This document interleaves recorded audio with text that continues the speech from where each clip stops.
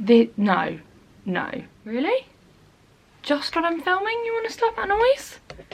You want to decide to chop all your trees down just when I've hit record? Come on, guys. Let's reach an agreement here. Hey guys, welcome back to my channel. Welcome back for another video. Today is a slightly different one, but one that I'm actually really excited to kind of get on with and talk to you guys about. It's more of like kind of an advice style video, which I definitely want to bring more to my channel. So if you have other topics you want me to discuss, definitely leave them in the comment section below. Or you can hit me up on my Instagram and send me a DM and I'll be happy to talk about them in another little video like this. Today's video is going to be all about university. I posted a little question up on my Instagram and I asked you guys if you had any sort of questions for first timers going to uni. You're probably going back either this week or next, so hopefully this video is up in time for you guys.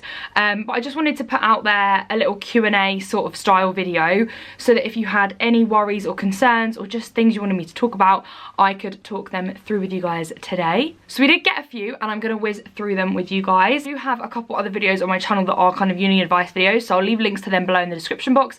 I did film them. Did I film them this year or last year? I just know that they're a bit old now, so if you want me to kind of update those videos or if you have specific questions that you want me to do individual videos on, definitely let me know. One of the most popular questions that I was asked is what to take, essentials to take with you for the first year. What should I kind of bring with me to uni? Now, I could talk about this forever, honestly, guys. If you are a first year, you will typically be living in halls, I'm assuming, or a flat or something like that. You don't want to overpack. That's my first piece of advice, because the rooms are generally quite small, so you definitely don't want to overpack because it can just kind of get a bit congested in there and a bit overwhelming and you'll have too much stuff. But definitely don't underpack so that your room is feeling really, really bare. A couple of essentials that I would sort of say to bring with you are some really comfy, cozy bedding. It doesn't have to be expensive. I bought most of my bedding from like Sainsbury's, but you just want your bed to at least feel homely, especially in that first couple of weeks. I know that sounds a bit ridiculous, but you'll miss the little home comfort. So I would say some nice bedding. Definitely bring some photographs. I had so many photographs around my room just to remind me of my friends and my family and to sort of make my room feel a little bit more homely. So that would be my second thing to suggest. Thirdly, definitely bring like your speakers, your music speakers, or if you're really into photography, bring your camera. Bring the thing that you like to do as your kind of extra hobby. I know that sounds a bit strange, but it's a way of kind of like doing something that you enjoy and find fun, especially in that first week when you're still getting to kind of know your surroundings. Also things like music, and like if you bring like a football if you're a boy and things like that, or like a games console, they can actually become quite a social thing. So if you make friends with someone, you talk to someone, you're like, oh, I've got speakers, we can all in my room, pre-drink in my room, or I've got a telly, we can all sit and watch TV in my room, or little things like that can kind of become a bit more social. So those are a few essentials. Also remember things like, you know, a bath towel, toothbrush, all of the standard things that you're gonna need. But yeah, I guess those would be like my essentials. I'm trying to think what I brought that I used so much of. Don't bring all your clothes, because trust me, it's just crazy having all of your clothes in one location. I had some at home, some at uni. Those would be my essentials. If I've left anything out, I'm really sorry. I probably left the most obvious thing out, but you know. Another common question or concern that I had was sort of being away from home and how to cope with this. I think this is so individual to the person, and it's really difficult for me to kind of say ways to cope, because obviously some people cope better kind of going home and some people cope better just like going cold turkey and like not going home for the first term and just like battling it out. So it's totally down to personal preference. I did go home quite a lot in first year. It actually probably wasn't a good thing, just because I never really settled. So I think had I just stuck it out and really like persevered, that would have helped. I think the best way to settle in and deal with being away from home is doing things at uni, like with your spare time. And that was another question that I had, and someone asked me, what do you do in your spare time at uni when you aren't in lectures, particularly in first year, because you don't have that much work, so you're thinking, what do I do? I think this is a great opportunity to join a social, join a sports club, or like do something that you really enjoy. There's so many socials and so many sports clubs you can join that always have events on. Go to the gym, that's also a really social thing. Just meet people, especially first year. Like, you can never really go wrong. First year is one of those years where you can just meet people the whole time you're there, and it's not kind of strange or anything because you're still a fresher, you're still new. Yeah, I think Being away from home is difficult if you're a bit of a home bird like I was. I think bringing your home comforts, talking to family and friends on the phone. I know it can also make you miss home, but it's just nice to kind of keep that contact with them if you're not going to go home. I think filling your spare time so you're not thinking about it all the time. Like, go out for dinner with a friend, go to the cinema, go shopping. Even if you don't have the money, like I know you going to uni can be really expensive, so if you don't have the money to like go see the new film, or like do little things at home, like as in your flat, so like or watch a new film on your laptop and like have friends around and just buy some popcorn from the local shop, or like go shopping but you don't have to buy anything, but window shop. Like, story of my life, I used to window shop pretty much every weekend, but it gives you something to do on the weekend, you know. So I think that's really important, is like, even if you're getting homesick, just fill your time. Don't be sat there twiddling your thumbs like, I'm so alone. Another question I had is, did you find it difficult to make friends in your course? This is a super interesting question because I actually changed courses after 2 weeks.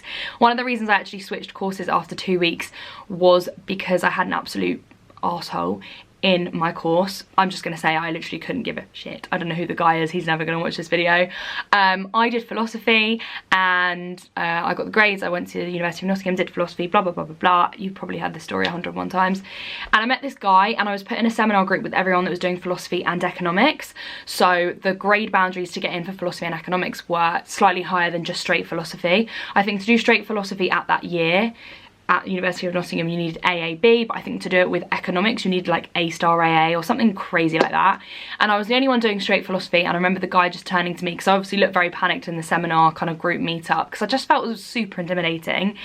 And the guy just looked at me and he was like, you're really going to struggle. And I went, sorry? And he went, well, you just do straight philosophy, so you probably haven't got the same grades as us, and I really think you're going to struggle in this group. And when you are vulnerable, when it is your first week at uni and you don't have a lot of friends, that is a hard thing to hear. Like, he was quite an intimidating guy, and in hindsight, I totally regret not being like, well, you're not a nice person, or just sort of calling him out on it. Instead, I just sort of went, oh, do you think? You know, like, oh God. And that kind of set the ball rolling for me, unfortunately, that I just wasn't in the mindset to love philosophy. I went back to the lectures, I went back to the seminars, try and make it work.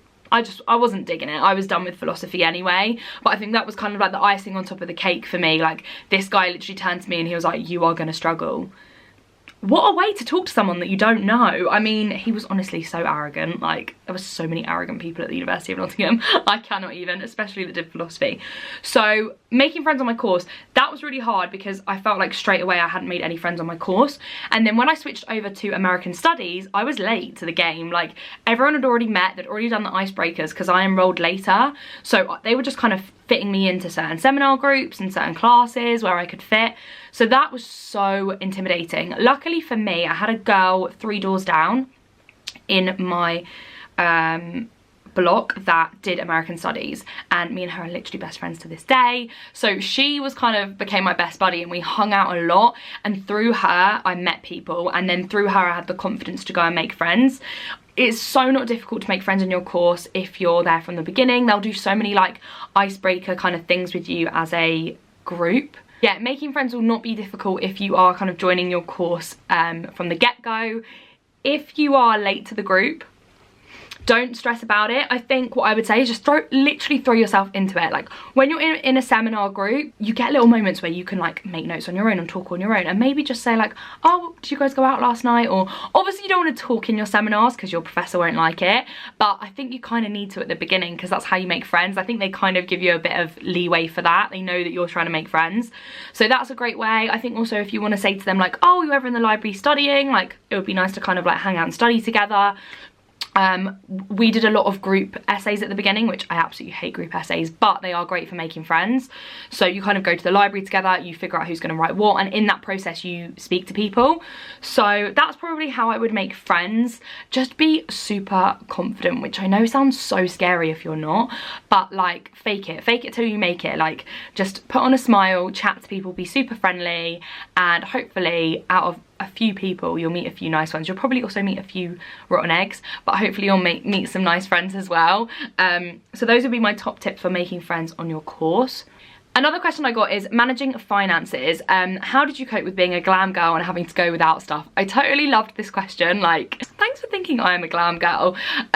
Firstly, yeah, if you're like not high maintenance, that's the wrong word, if you're like glam or you like your luxuries, like your girly kind of things, like you like your bath times with your Lush bath bombs and your eyelash extensions and your nails and all of that, it's definitely an adjustment. Just because you're budgeting, you are spending a lot more money because you're spending it on whether it's your loan or your rent or you're spending on food, whatever it is.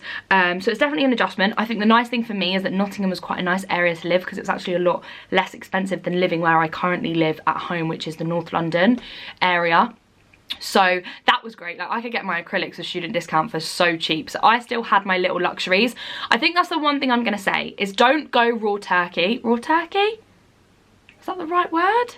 Cold turkey, not raw turkey. Don't go cold turkey and just like rule everything out. Like, stop getting your highlights, stop getting your acrylics, stop like buying little gifts for yourself or whatever it is that you do that you treat yourself with at home, like going out for dinner with friends. Don't like strip it all back because you'll feel really sad and it will make you miss home a lot more.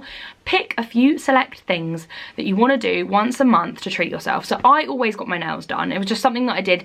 I think I did it the whole 3 years of uni. I just treated myself to having my nails done. It's quite an expensive thing, but I didn't have my eyelash extensions for the whole time I was at uni. So I sacrificed certain things, and like I wouldn't go and get my tanning products all the time. Like, you know, I would buy cheaper tanning products, or I know it sounds so ridiculous to people that are like, what are you on about?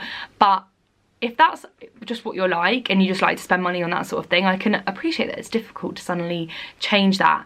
So I would say kind of figure out what you really want to keep and what you really want to get rid of. So if you really like going for dinner like once every 2 weeks, maybe go out for dinner once a month or on special occasions. So if you get a high grade in an essay, treat yourself to dinner or treat yourself to that new top that you've been looking at, but don't do it continuously all the time. Also, if that is something that you want to do, you still want to have the same lifestyle that you had when you were back at home or when you worked or whatever it might have been, just get a job. I think it's way more difficult in second year and third year. That's a different kettle of fish. But in first year to get a job, it is actually really quite easy. My really good friend Joe has asked me, and I think this is a sarcastic question, but I'm actually going to include it in this Q&A because it's so relatable. How to avoid creepy boys on nights out. This is going to happen at uni, like at some point, I feel. Or even if this isn't a uni question, this is just like a life question. How to avoid creepy boys. Make sure you've got like a group of kind of girls, even if you've not got a group, even if you've got like one good girlfriend, that you've got each other's back. And I think girls always do this thing. And if anyone can relate, drop me a comment below, where you give your friend that look like, help, and they're the eyes, aren't they? You don't want to turn around and say to the guy and be rude if he's being a bit forward, but you always give your friend that look like that, help, help. Girls help each other out, you know, we always do, don't we? Like, you meet girls in the bathroom and you make best mates with them, and like the amount of friends I've made on nights out is honestly so funny. So I think avoiding creepy guys comes down to like having some girlfriends around you that can help you out, or some boyfriends. You know, I have amazing guy friends that if there was a strange guy around us, they'd be like, can you leave my mate alone, please?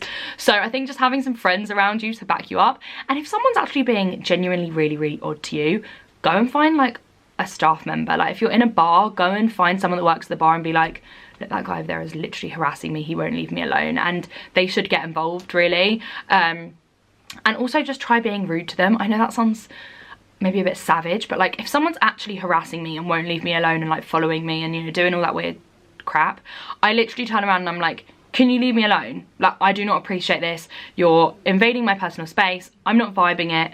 I'm not vibing this situation. You go and join your mates, I'm with mine, let's just leave each other alone. I don't want to get other people involved. And if they still will not leave you alone, call the bouncer and just be like, look, this guy is harassing me. So yeah, that's my piece of advice on avoiding creepy boys, but you're probably just going to get them everywhere, aren't you?